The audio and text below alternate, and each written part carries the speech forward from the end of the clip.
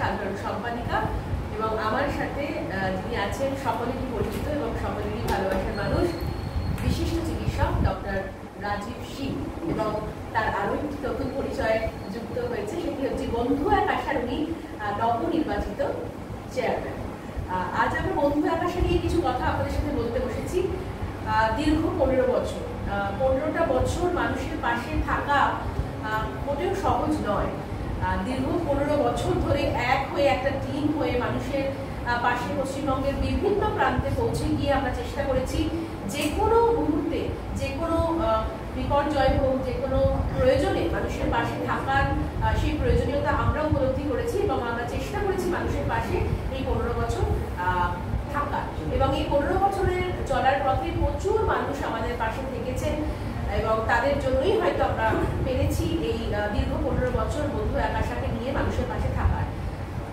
দুর্গাপুজো আসছে এবং তার সাথে আসছে আনন্দদান উৎসব। 15 বছরে পড়বে এবার আনন্দদান উৎসব বন্ধু এক আশা। কি এই আনন্দদান উৎসব?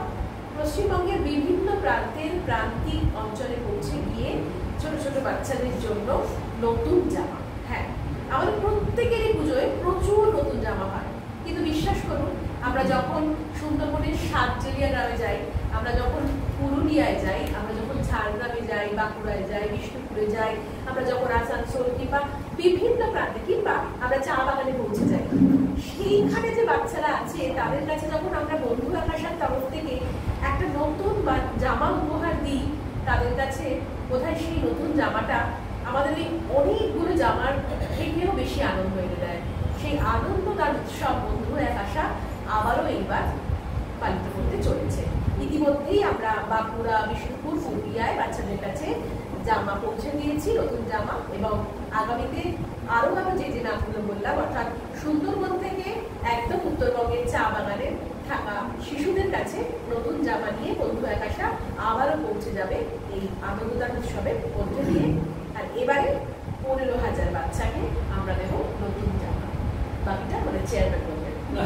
আমি প্রথমেই বলি একটা কথা। আজকে সত্যিভাবে বলতে আমাদের ভারতবর্ষের এবং পশ্চিমবঙ্গের, আমার নিজের তো বটেই, দুঃখের দিন। আজকে আমাকে যিনি এত হেল্প করেছেন যখন আমি প্রথম ব্যাক করে পাস করি, এই doctor Vece Paes, is an Olympian and hockey player, India খেলেছেন, সারা পৃথিবীতে খেলেছেন। তার ছেলে লিয়ান্ডার পেজ, আজকে সেই ডক্টর ভেসপেস আজকে তার ক্রিমেশন হলো। আমি মাস্কে গেছিলাম, ওনার আত্মার প্রতি আমি শ্রদ্ধা জানাই। আমাদের বন্ধু এক আশার পক্ষ থেকে। এখন আমি প্রথমেই বলবো যে আমাকে বলা হবে যে অর্গানাইজেশনের চেয়ারম্যান। আমি জীবনে প্রথম বোধহয় চেয়ারম্যান হলাম, আমি জানি না, আরও অনেকে বলেছে। এখানে কেন বলেছে, কী বলেছে আমি জানি না। আমার অত ক্ষমতা নেই যে আমি চেয়ারম্যান হয়ে অমনি সঙ্গে সঙ্গে আমি একটা বন্ধু এক আশাকে প্রচুর হেল্প করতে পারবো। তবে হ্যাঁ, আমাকে যখন এটা নিয়ে প্রীতম সরকার, এরা যখন আমাকে বললো যে আমরা এই করি, আমি ওই করি, আমাদের এই অর্গানাইজেশন এই হচ্ছে, এবং তারপরে দেখলাম বেশ কিছুদিন ওরা সত্যি সত্যি এত কিছু কাজ করছে যে যদি আমি এর মধ্যে একটু মাথা গলাতে পারি, হয়তো ওদের ভালো লেগেছে যে আমি মাথা গলিয়েছি বলে। এবং শুধু তাই না, এত ভালো ভালো প্রোগ্রাম ওরা গত 15 বছরে করেছে, আমি তাদের পার্ট নিতে পারিনি। কিন্তু আমার খুব ইচ্ছা আছে এইবার থেকে আমি সমস্ত যত প্ল্যান আছে, প্রোগ্রাম আছে, সমস্ত কিছুতে আমি ওদের সাথে ওদের পাশে আছি এবং থাকবো। ইতিমধ্যে আমি বলে রাখি, গত কিছুদিন আগে আমাদের short Bengal short film festival হয়েছিল। সেখানেও আমি প্রীতম, আমরা সবাই আমাদের এই অর্গানাইজেশন পড়াশোনা করেছিল এবং খুব সাকসেসফুল হয়েছিল। সেখানে ইয়াং ডিরেক্টরদেরকে নিয়ে যে তাদের সিনেমা দেখানো হয়েছে, তাদের প্রথম 3 জন যারা ছিল তাদেরকে, যাদের ছবি প্রাইজ ছবি দেখানো হয়েছে এবং তারা যে প্রাইজ মাঝামাঝি পেয়েছে পরের ছবির জন্য, এটা আমরা করতে পেরেছি। তাছাড়া আমাদের এখানে একটা ইন্টারন্যাশনাল আর্ট ফেস্টিভ্যাল রয়েছে, তাতে মোর দ্যান 100 পিপল জয়েন, তাই না? আমাদের প্রত্যেক বছরই আর্ট ফেস্টিভ্যালটা হয়, এবং ইন্টারন্যাশনাল আর্ট ফেস্টিভ্যাল আমরা দীর্ঘদিন ইন্ডিয়ান মিউজিয়ামে করেছি, এবং লাস্টবার আমরা সুযোগ পেয়েছি ভিক্টোরিয়ার মতো জায়গায় এই প্রদর্শনীকে 4 দিন ধরে করা। তারপরে different types of health camp, সেগুলো তো আছেই। তারপর blood donation, very very important. সেখানে আর একটা যেটা আমার সব থেকে ভালো লেগেছিল ওরা যখন বললো আমাকে, সেটা হচ্ছে স্যানিটারি মেশিন নানান জায়গায় ওরা দান করেছে, ওরা দিয়েছে, এবং এটা আমাদের আরও প্ল্যানে আছে। এটা যে ওদের মাথায় এসছে, আমি সত্যি আর একটু গর্বিত এদের জন্য। তাছাড়া আমাদের গাছ, ট্রি প্লান্টেশন প্রচুর সারা পশ্চিমবঙ্গে প্রচুর জায়গাতে এখনো পর্যন্ত চলছে। ডিফারেন্ট জায়গাতে ট্রি প্লান্টেশন, শুধু গাছ রোপণ করা হয়, বৃক্ষরোপণ। এটা শুধু উৎসবের মধ্যে পড়ে না, এটা ডেইলি, আমাদের এটা ডেইলি এটা চলছে। যেটা আমরা এখন করতে যাচ্ছি এই পুজোর সময়, এটা কিন্তু শুধু জামা দিচ্ছি সেটা নয়, 15,000, 1,000, 2,000, 5,000 নয়, 15,000 বাচ্চাকে আমরা যে নতুন জামা কাপড় দিতে পারবো, এইটা ওদের যে ওদের মাথা থেকে এসছে, আমার মাথায় আসেনি। এই যে ওরা করতে পেরেছে বা পারছে, আমার মনে হয় যে আমি যদি তার একটা পার্ট হতে পারি, আমার খুব ভালো লাগবে, এবং আমি ওদের সাকসেস আমি ডেফিনেটলি আশা করি। শুধু তাই না,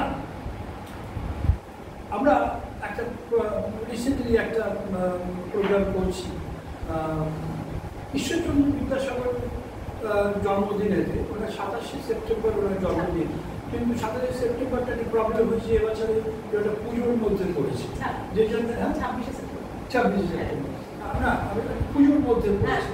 প্রত্যেক বছরই আমরা বিদ্যাসাগর যে স্কুলে পড়েছিলেন সেইখানে আমরা এইবারে সেপ্টেম্বরের ফার্স্ট উইক বা সেকেন্ড উইকের মধ্যে একটা এখানে প্রোগ্রাম করবো, যেখানে নিয়ে 500, মানে ওই স্কুলে যেখানে 10 বছরের বাচ্চাদের যেখানে ঈশ্বরচন্দ্র বিদ্যাসাগর পড়িয়েছে, সেই স্কুলেতে, সেই বীরশ্রী প্রোগ্রামেতে, সেখানে আমরা একটা প্রোগ্রাম করছি। এবং শুধু তাই না, আমি রিকোয়েস্ট করেছি, এখন দেখা যাক ওখানকার যিনি ওই লোকাল এমপি আছেন, ওনাকে রিকোয়েস্ট করেছি আসার জন্য, প্লাস আরও যারা আছেন তারা অনেক শ্রদ্ধেয় মানুষ, তাদেরকে আমরা রিকোয়েস্ট করেছি যদি আমরা করতে পারি। আমার তো মনে হয় যে আমরা ঈশ্বরচন্দ্র বিদ্যাসাগরের মতো একটু আমরা চেষ্টা করবো বই খাতা দিতে, যে ওইটাকে যদি আমরা সাকসেস করতে পারি, আমার মনে হয় যে আমরা কিছু একটা করলাম, বাচ্চাদের জন্য কিছু একটা করলাম।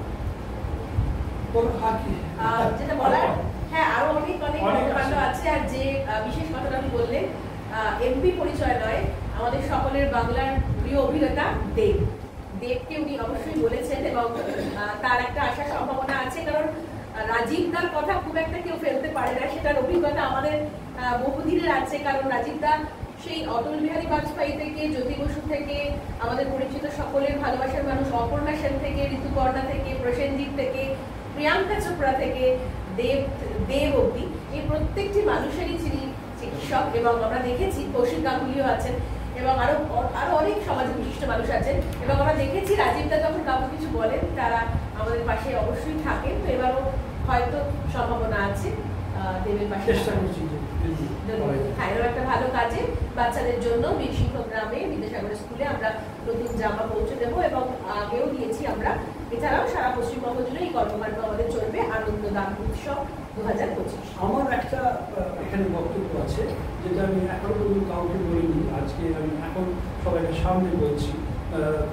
প্রীতম আছে, আচ্ছা, আমি প্রীতমকে এবং নুপুর এবং সবাইকেই আমি বলছি, এই যে ঈশ্বরচন্দ্র বিদ্যাসাগরের স্কুলেতে যেটা আমি করবো, আমরা করবো, সেখানে এখন সেই আমরা করেছি ছোটবেলা ওই লাল চটি বই, বিদ্যাসাগরের লেখা সমস্ত কিছু, সেই বইটা আমি ওদেরকে রিকোয়েস্ট করবো যে যদি নতুন করে যদি প্রিন্ট করে যদি ওইখানে বাচ্চাদেরকে যদি আমরা দিতে পারি, আমি চেষ্টা করছি সেটা। আমি কথা দিতে পারছি না যে কতটা কিছুটা না না, এটা আমরা কথা দিতেই পারি। রাজীব বলেছে মানে এটা আমরা কথা দিলাম বন্ধুদের তরফ থেকে। পারমিশন না না, কিছু পারমিশন লাগে না। আমি এটা নতুন একটা কিছু করা আমার খুব ইচ্ছে, যে কারণ আজকালকার দিনে আমার মনে হয় যে আপনারা ওই বই বিশ্ববিদ্যালয় লাল চুরি বই করেছেন, তাই না? কি তুমি করেছো? না না, সত্যি না, সেটা বন্ধ হয়ে গেছে প্র্যাকটিক্যালি, কিন্তু ওইটা কিন্তু আমরা মানুষ হয়েছে। রাজীবদাকে এটা বলি, রাজীবদাও যেহেতু সবার সামনে বললেন, এই বর্ণ পরিচয় কিন্তু আমরা 26শে সেপ্টেম্বর বহু বাচ্চার হাতে তুলে দিই। এখানে আমাদের অনেকেই আছে ক্যামেরার ব্যাকে, যারা জানে রাস্তায় যে বাচ্চারা থাকে তাদের হাতে আমরা দীর্ঘদিন 26শে সেপ্টেম্বর বন্ধু আকাশের তরফ থেকে বর্ণ পরিচয় তুলে দিয়েছি। এবং এরপরেও কারণ ওই বইটার সাথে হয়তো অনেকেই অপরিচিত, এবং যারা পরিচিত ছিল তারাও হয়তো আর সেই বইটা বাড়িতে নেই। তো এটা একটা আমাদের বাংলার আজকালকার যারা বাচ্চারা বড় হচ্ছে না তাদেরকেও জানি ইংরেজি স্কুলে পড়ছে, সব ঠিক আছে, কিন্তু বাড়িতে তো বাংলায় কথা বলছে, তারা এই বাংলা এই বর্ণ পরিচয় যদি আমরা প্রত্যেক বাড়িতে বাড়িতে বাঙালি বাড়িতে বাড়িতে যদি ঢুকিয়ে দিতে পারি, এটা আমাদের আমার মনে হয় যে একটা আমাদের সাকসেসফুল। অবশ্যই এটাই আমাদের বলার যে পারবো কিনা জিজ্ঞেস করছি। হ্যাঁ, মানে মোটামুটি পরপর যে শিডিউল বাচ্চাদের জামা দিয়ে দিয়েছি। এরপর আমাদের আগামীতে হুগলি আছে, আসানসোল আছে, সুন্দরবন আছে, আমাদের হুগলি ত্রিবেণীতেই আমরা যাই। তাছাড়া আমাদের চা বাগান, আমরা চা বাগানটার চেষ্টা করি যে দুর্গাপুজোর টাইমটা পুরো এই দিকটা থাকতে, এবং চা বাগানটা আমরা কালী পুজো রাখতে চাই, কারণ কালী পুজো আমাদের খুব বড় একটা ফেস্টিভ্যাল। তো নর্থ বেঙ্গলটা আমরা কালী পুজোর আগে বাচ্চাদের পৌঁছে দিই। ঝাড়গ্রাম আছে, এছাড়া নদিয়া আছে, আরো মানে মোটামুটি সব, মেদিনীপুর আছে, সব রকম ডিস্ট্রিক্টেই আমরা পৌঁছে যাই। এবং চেষ্টা 15,000 বাচ্চা, বুঝতেই পারছেন অনেক সংখ্যাটা অনেক বেশি। তবে আমরা যেটা স্পেসিফিক্যালি চেষ্টা করি যে বাচ্চাগুলোর কাছে আমরা যাই তাদের কাছেই কন্টিনিউ প্রত্যেক বছর যাওয়া, তাহলে সেই বাচ্চাদের সাথে বন্ধু আকাশের একটা আলাদা বন্ডিং তৈরি হয়, এবং সেও কোথাও গিয়ে একটা অপেক্ষা করে যে দুর্গাপুজো আসছে মানে বন্ধু আকাশে আসবে তার কাছে একটা জামা নিয়ে। আর সেটা হয়তো আমাদের কাছে, এটা আমাদের একটা খুব শেখারও ব্যাপার যে শহরে থাকা মানুষের কাছে একটা জামার হয়তো কোনোই মূল্য নেই, কিন্তু ওই বাচ্চাটার কাছে। আমি এখানে একটা কথা বলি, এখনো পর্যন্ত আমাদের বাড়িতে আমার মেয়ে বা নাতনি বা নাতনি তাদেরকে পুজোর আগে একটা নতুন জামা কিন্তু সো আমরা চাই তাদের যে সেই আনন্দটা, আমরা তাদের ভাগ বসাচ্ছি না, কিন্তু তাদের এই আনন্দ আমরা সামিল হতে পারি, এবং তাদেরকে যদি তাদের মধ্যে যদি হাসি ফোটাতে পারি, সেটাই আমাদের।